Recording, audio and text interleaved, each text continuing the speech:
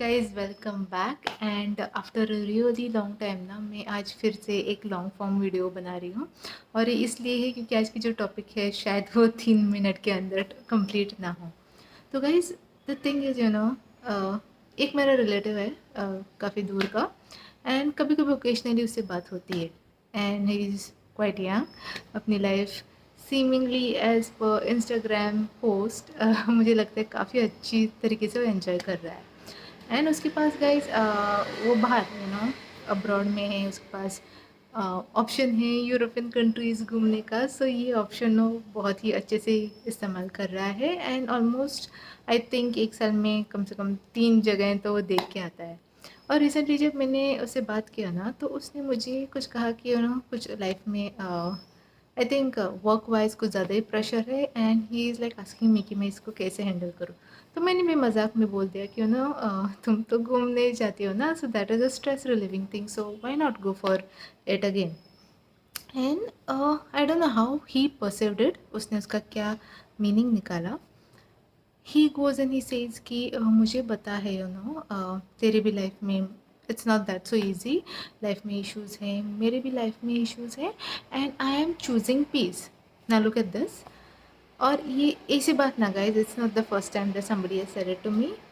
इसके पहले भी एक दो इंसान और ने मुझे भी ऐसा बोला है, where in they feel for some reason they feel कि मैं शायद अपनी लाइफ अच्छे से एंजॉय नहीं करती हूँ, मैं बहुत ज़्यादा रिस्पॉन्सिबिलिटी लेती हूँ ना।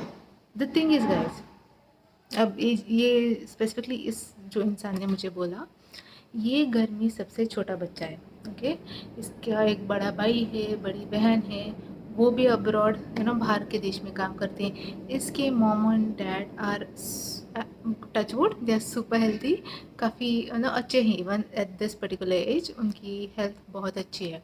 तो उस पर इन अदर वर्ड्स कुछ ज़्यादा रिस्पॉन्सिबिलिटी या लाइबिलिटी नहीं है। ये नहीं है कि मुझे फाइनेंस संभाल के रखने हैं ताकि in case of emergencies, because when you know कि आपके ऊपर आपको हेल्प करने वाला कोई नहीं है, आप ऑलमोस्ट ऑल अलोन हो और आपके ऊपर रिस्पॉन्सिबिलिटीज़ है, तब आप पैसे भी ना गाइस टू सम एक्सटेंट आप थोड़ा दिमाग लगा के यूज़ करोगे, राइट। और दूसरी एक बात होती है ना गाइस, हाँ कुछ लोग रहते हैं जिनके ऊपर बहुत सारी रिस्पॉन्सिबिलिटीज़ रहती हैं, लाइबिलिटीज़ रहती हैं, लेकिन they opt sometimes not to take it. उनको वो रिस्पॉन्सिबिलिटीज़ नहीं चाहिए, या तो फिर as a as an individual, as a nature, कुछ लोगों का नेचर ऐसा रहता है कि उन्हें अपनी लाइफ को एंजॉय करना है और they give the priority to it, which is very right. लेकिन वो क्या होता है ना, वो खुद एक नेचर में होता है, it's a part of your nature wherein आप अपने आप को प्रायोरिटाइज करते हो, राइट। बट कुछ लोग होते हैं मेरे जैसे भी जो निकल नहीं पाते हैं उस बात से कि तेरे ऊपर रिस्पॉन्सिबिलिटीज़ है, तुझे थोड़ा सोच समझ के करना है। स्पेंडिंग्स और मे बी हॉलीडेज़ लेना, दूर रहना बहुत टाइम अपने फैमिली से, क्योंकि आपके दिमाग में इन द बैकग्राउंड वो चलते रहता है, you might be needed somewhere. आप पे लोग डिपेंडेंट है, राइट।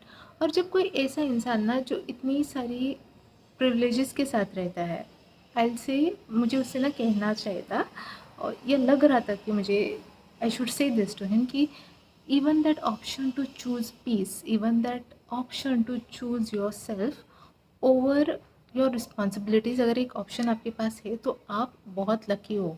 उसके पास ऑप्शन है, क्योंकि गॉड फॉरबिड कुछ हो जाता है उसके घर पे या कुछ भी फाइनेंशियल कंस्ट्रेन आती है, भाई वो सब लोग अब्रॉड के देश में काम करते हैं, they are earning in lakhs.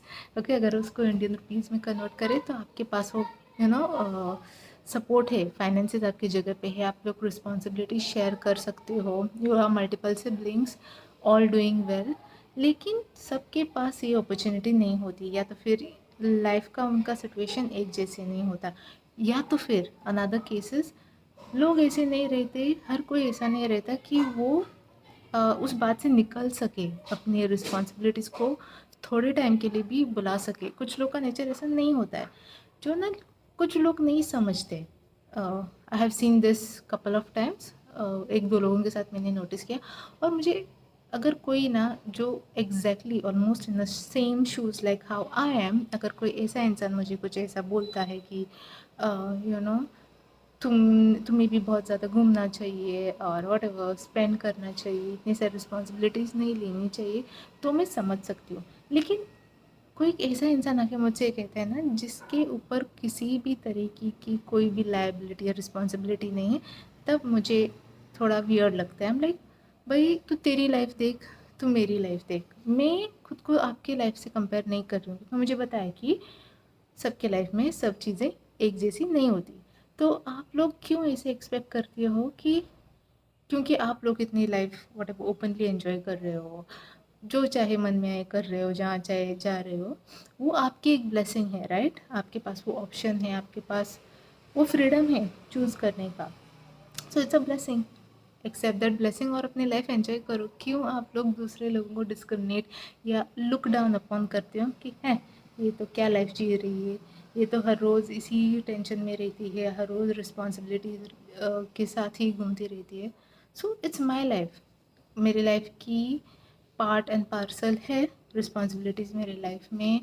कुछ चीज़ें हाँ ऐसी है जिसके जो मेरे पे बहुत ज़्यादा डिपेंडेंट है, और मैं उस रिस्पॉन्सिबिलिटी को खुशी खुशी निभा रही हूँ, किसी को कुछ कंप्लेन नहीं कर रही हूँ, राइट? सो जब ऐसा एक रिस्पॉन्स आता है ना किसी ऐसे इंसान के मुंह से जो फ्रीडम ही फ्रीडम है उसके पास, एंजॉय कर रहा है लाइफ, और फिर आके रोते हैं कि स्ट्रेस है, ये है, वो है, तो I don't know what to say, और I don't even know how to reply to all this comments जो वो लोग कुछ कभी बोल देते हैं, जो कभी कभी चुभता है कि क्यों मैं अपनी लाइफ को तुम्हारी लाइफ से नहीं कंपेयर कर रही, तो तुम लोग अपनी जो एन्जॉइंग वाली फेज़ है वो मैं ऐसे एन्जॉय नहीं कर रही हूँ, ये सोच के आप लोग क्यों कंपेयर कर रहे हो, यू नो मेरी और जो भी वो उनकी लाइफ है। तो हाँ गाइस, ये एक मेरा ओपिनियन है, ये एक मेरा एक्सपीरियंस है, कपल ऑफ टाइम्स ऐसा हुआ है मेरे साथ, सोचा शेयर कर लो एक लंबे से वीडियो में।